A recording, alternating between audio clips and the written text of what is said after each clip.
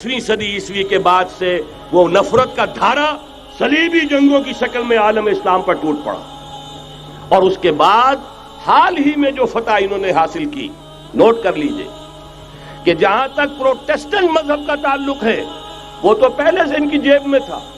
ये वेस्ट का लफ्ज आपने पढ़ा होगा और अखबारात में आता रहा। खलीज की जंग के दौरान वेस्ट एक तो कहते हैं ये भीड़ जो काट जाती है, मुंह सूज जाता है, एक ये वेस्ट मुखफ़फ़ है। व्हाइट एंग्लो सेक्सन प्रोटेस्टेंट्स, सबसे पहले यहूद ने उन्हें शिकार किया, अपना आलाकार बनाया। यही वजह है, आपको मालूम है 1917 में अंग्रेजों के जरिए से उन्हें यह इजाजत मिली कि फिलिस्तीन में जमीनें भी खरीद सकते हैं, जायदादें भी खरीद सकते हैं। बालफोर डिक्लेरेशन, इंग्लिस्तान का वजीर खारजा था जिसने कि ये इजाजत दिलवाई है।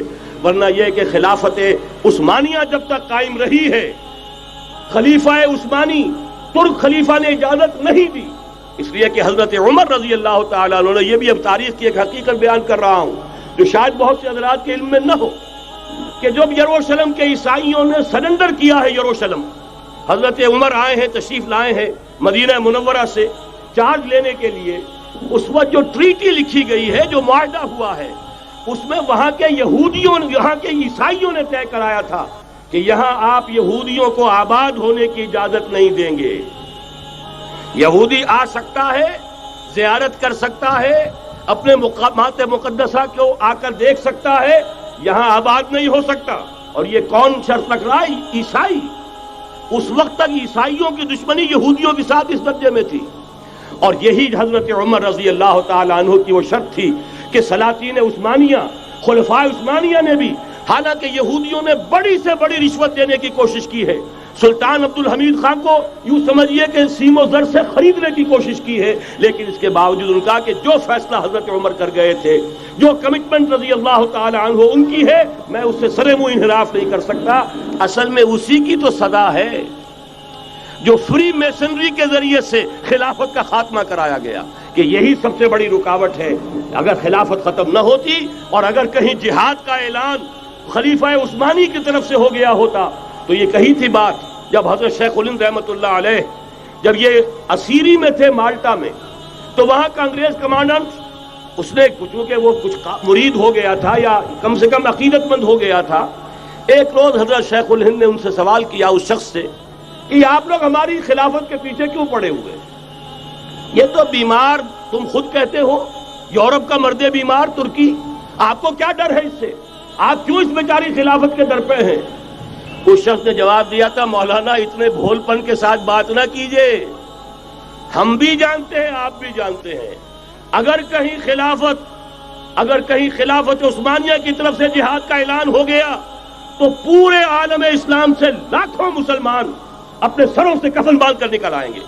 आज इस गए गुजरे दौर में भी इस कमजोर और यूं समझिए कि नाम निहाद खिलाफत के अंदर इतनी जान है, इतनी ताकत, लिहाजा उसको खत्म किया गया। और खत्म कराया गया किन के जरिए से? वो जो मुसलमान कहलाते हैं थे फ्री मेसन, मुस्तफा कमाल पाशा फ्री मेसन, और उसके जरिए से इन्होंने सारे काम जो करवाए वो दर हकीकत अपनी साजिशों के जरिए से और मुसलमानों को इस्तेमाल करके करवाए। बहरहाल बात लंबी हो रही है। पहली बात तो यह है कि वही नक्शा उस वक्त का आज भी है जहां तक यहूदियों का ताल्लुक है, लेकिन फर्क ये वाक़ हो गया कि उस वक्त ईसाई यहूदियों के ताबे नहीं थे, बल्कि ईसाइयों और यहूदियों के माबैन दुश्मनी थी। आज यहूदी ईसाइयों पर मुसल्लत हो चुका है। फरंग की रगे जहां पंजे यहूद में है, और आज के फरंग का लीडर अमेरिका है। अमेरिका का सदर यूं समझिए कि वो इन यहूदियों का गुलाम है। मजाल नहीं कि उनकी मर्जी से इधर से उधर हो जाए, और अगर कोई गलती से इधर से उधर हो जाए तो उसका पत्ता चाक हो जाएगा। आप देखिए क्या हशर हुआ है बुश का, हालांकि बहुत बड़ा हीरो बनकर निकला था गल्फ वॉर से, लेकिन जरा सा एक बयान दे दिया था कि जो इसराइल को पसंद नहीं आया, तो जो इलेक्शन में चारों शाने चित हुआ है उसका जो हशर हुआ है वो देख लीजिए। तो पहली बात तो ये समझ लीजिए कि आज भी यहूदी, ये न्यू वर्ल्ड ऑर्डर है, न्यू वर्ल्ड ऑर्डर, और इसमें ईसाई दुनिया उसकी आलाकार है। अब सूरत हाल क्या है? ईसाई दुनिया, मैं एक बात बता रहा था बीच में रह गई, कि जहां तक प्रोटेस्टेंट ईसाई थे वो तो पहले इनके हाथ में थे। हाल ही में इन्होंने जो फतह हासिल की है وہ کیتھولک عیسائیت کو بھی اپنے ہاتھ میں لے لیا ہے۔ چنانچہ پوپ صاحب نے فرمان جاری کر دیا ہے کہ ہمارے خداوند یسوع مسیح کے قتل کی ذمہ داری ان یہودیوں پر نہیں ہے، بری کر دیے گئے۔ 1900 برس کے بعد، بلکہ 2000 برس کے قریب ہو گئے، انہیں ایگزونریٹ کر دیا گیا، ایبسالو کر دیا گیا، ان پر ذمہ داری نہیں۔ نتیجہ یہ نکلا ہے کہ ابھی چند مہینے پہلے جو مذاکرات صلح کے ہو رہے تھے، جن میں یاسر عرفات بھی تھے اور یہ اسحاق رابین گیا ہوا تھا واشنگٹن، وہاں سے واپس آیا ہے تو روم میں رک کر پاپائے روم سے ملاقات کر کے تشریف لائے ہیں، انہیں دعوت دی ہے کہ یروشلم آئیے، اور ویٹیکان نے تسلیم کر لیا ہے اسرائیل کو، اور ویٹیکان کا اب جو ہے ایک ایمبیسی، اس کا جو ہے سفارت خانہ وہ یروشلم میں بننے والا ہے، اور پوپ صاحب بھی وزٹ کرنے والے ہیں۔ گویا کہ یہ گٹھ جوڑ اب مکمل ہو چکا، اب کہیں اس میں کوئی کمی نہیں رہی۔ اس یونائٹڈ فورس کے ساتھ یہ نیو ورلڈ آرڈر اس وقت عالم اسلام پر حملہ آور ہے۔ اب اس میں نوٹ کیجئے کہ اس وقت کی فضا ہے کیا۔ عالم اسلام میں سے عالم عرب ان کے شکنجے میں جا چکا، کیوں بنا کر کھڑے ہوئے ہیں اسرائیل کو ماننے کے لیے اور سر تسلیم خم کرنے کے لیے۔ انہیں بلا کر میڈرڈ میں پیش کیا گیا یہودیوں کے سامنے کہ تم جن کے ساتھ ایک ٹیبل پر بیٹھنے کو تیار نہیں تھے، میڈرڈ میں آؤ، آؤ اپنا قبرستان دیکھو، یہ اسپین کی سرزمین جہاں تم نے 800 برس حکومت کی تھی، یہ تمہارا قبرستان، یہاں آؤ اور بیٹھو اور ان کے ساتھ بات کرو۔ گئے تھے کہ نہیں تمام فرنٹ لائن سٹیٹس میڈرڈ میں؟ حالانکہ کوئی بین الاقوامی کانفرنس کبھی میڈرڈ میں نہیں ہوئی، یا تو یہ واشنگٹن میں، بعد میں وہ سارے معاملات واشنگٹن میں چلے، شروع وہاں سے کیا۔ اس لیے کہ نیوز ویک کا کچھ عرصے پہلے کور سٹوری جو تھی 1992 is the year of Spain. Why? 1592 was the year of the fall of Granada. 1492 میں 1492 میں غرناطہ کا سقوط ہوا، اور پورے آئیبیرین پیننسولا سے ایک ایک مسلمان بچہ بچہ نکال کر ختم کر دیا گیا، یا زندہ جلا دیے گئے، یا تہہ تیغ کر دیے گئے، یا جہازوں میں بھر بھر کر۔ اور آپ کو معلوم ہے میڈیٹرینین کی حیثیت کیا ہے، خلیج ہے، ایک معمولی سی خلیج، ادھر سے اسپین کا ساحل قریب آ جاتا ہے، اسپین کے ساحل سے جہازوں میں بھرا اور نارتھ افریقہ کے ساحل کے اوپر پھینک کر آ گئے۔ پورے ہسپانیہ میں جہاں 800 برس مسلمان کی حکومت رہی، ایک بچہ بھی مسلمان نام کا موجود رہا۔ یہ تھا 1492، اور اب آیا تھا 1992۔ 1992 is the year of Spain۔ اسی لیے ورلڈ اولمپکس رکھے گئے، وہاں دلہن کی طرح سجایا گیا ہسپانیہ کو، اور بلایا گیا، طلب کیا گیا، سمن کیا گیا تمام دول عرب کو، آؤ یہاں بیٹھو، اور یہاں بیٹھ کر اپنے ان یہودی دشمنوں کے ساتھ مصالحت کی بات شروع کرو۔ بہرحال نوٹ کر لیجئے، عالم عرب جا چکا۔ کوئی دن کی بات ہے، میں سنسنی پیدا نہیں کرنا چاہتا، لیکن حالات اور واقعات سے نگاہیں بند کرنا بھی کوئی دانش مندی کی بات نہیں ہے۔ یہ ایودھیا کی مسجد شہید کی گئی، ابھی یہ ایک بہت بڑا مزار جو ہے شہید کیا گیا، اور اس کے ساتھ کئی مسجدیں شہید کی گئی۔ یہ سب کیا ہے؟ یہ مسلمانوں کی نفس دیکھی جا رہی ہے کہ کوئی غیرت اور حمیت نام کی کوئی شے باقی ہے؟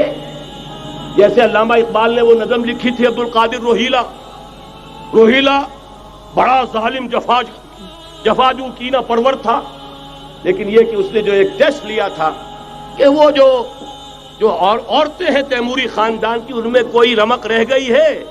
معلوم ہوا کہ نہیں، کہ غیرت نام تھا جس کا، گئی تیمور کے گھر سے، ختم، غیرت نکل گئی۔ اسی طرح ایودھیا کی مسجد، اب چرار شریف، اور یہ کوئی دن کی بات ہے کہ اب مسجد اقصی کا نمبر آیا کہ آیا، اس کے لیے پوری تیاریاں ہو چکی ہیں۔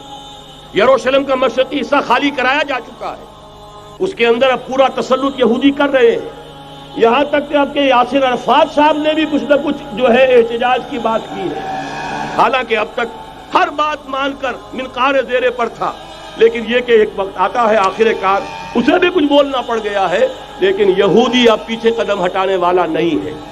ان کا تھرڈ ٹیمپل، 30ویں مرتبہ ہیکل سلیمانی تعمیر ہونا ہے، نوٹ کر لیجئے، ان کے لیے وہ وہی کچھ ہے جو ہمارے لیے کعبہ ہے. ان کے لیے ہیکل سلیمانی بالکل وہی حیثیت رکھتا ہے جو ہمارے لیے کعبہ. وہ ہیکل سلیمانی ایک مرتبہ پہلے نبوکدنضر کے ہاتھوں مسمار ہوا، پھر سن 70 عیسوی میں ٹائٹس کے ہاتھوں مسمار ہوا. سن 70 کے بعد آج 1995 میں کتنے برس ہو گئے؟ پورے 1925 برس ہو گئے کہ ان کا کعبہ زمین بوس پڑا ہوا ہے. اب تک تو ان کا بس نہیں تھا، اب تو بس ہے کہ نہیں؟ اب ان کی حکومت ہے کہ نہیں؟ اب شاہ حسن ہو چاہے شاہ حسین، ان کے نوکر اور چاکر ہیں یا نہیں؟ اب انہیں ڈر کس کا ہے؟ لہذا کوئی دن کی بات ہے مسجد اقصی شہید ہوگی اور ٹیمپل کی تعمیر شروع ہوگی. یہ تو بہرحال ایک نقشہ ہے. اگلا نقشہ آپ کو بتانا چاہتا ہوں، ایک دوسری تصویر ہے. یہ تصویر ہے زمینی، ایک تصویر ہے آسمانی. وَمَكَرُوا وَمَكَرَ اللَّهُ وَاللَّهُ خَيْرُ الْمَاكِرِينَ. انہوں نے اپنی سی تدبیریں کی، اللہ نے اپنی تدبیر کی، اور ظاہر بات ہے اللہ کی تدبیر سے بہتر تدبیر کس کی ہوگی؟ چنانچہ یہودیوں کی سازشیں اس وقت بھی ناکام ہوئی تھی یا نہیں؟ ظاہر بات ہے جاء الحق وزهق الباطل ان الباطل کان زہوقا. لہذا یہ آیتیں دونوں اعلان کر رہی ہیں کہ یہودیوں کی سازشیں بالآخر ناکام ہوں گی اور دین حق کا بول بالا ہو کر رہے گا. یہ تو ان آیتوں سے ظاہر ہے. یریدون لیطفئوا نور اللہ بافواہہم واللہ متم نورہ ولو کرہ الکافرون. یریدون ان یطفئوا نور اللہ بافواہہم ویابى اللہ الا یتم نورہ ولو کرہ الکافرون.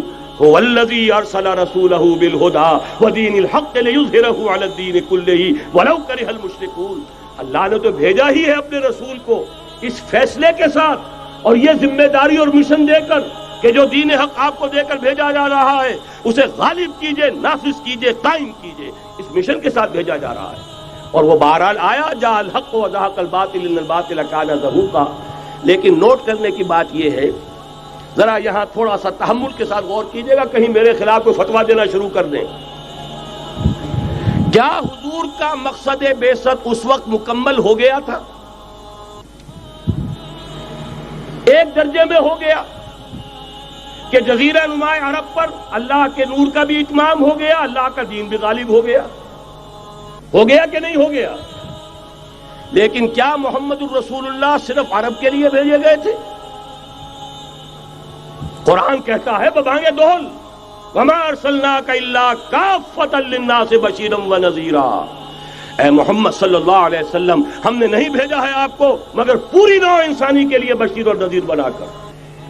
تو جان لیجئے کہ یہ مقصد بعثت محمدی صلی اللہ علیہ وسلم بتمام و کمال اس وقت پورا ہوگا جب کل عالم انسانیت پر، کل روئے ارضی پر اللہ کا دین اسی طرح غالب ہو جائے گا جس طرح کہ محمد رسول اللہ والذین معہ صلی اللہ علیہ وسلم ورضی اللہ تعالی عنہم اجمعین، ان کے ہاتھوں سے، ان کے ایثار سے، ان کی قربانیوں سے، جن کا نقشہ آپ کے سامنے مولانا کھینچ چکے ہیں، ان کے اثار، ان کی قربانیاں، ان کی محنت، ان کی جفاکشی، ان کی سرفروشی، ان کے جان تن من دھن لگا دینے کے نتیجے میں جیسے اس وقت غالب ہوا تھا کل روئے ارضی پر غالب ہوگا، تب کہیں جا کر مقصد بعثت محمدی مکمل ہوگا.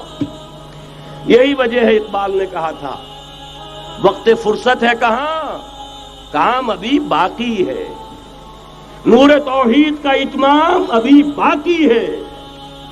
لیکن ساتھ ہی خوشخبری بھی دی تھی، یہ چمن معمور ہوگا نغمہ توحید سے.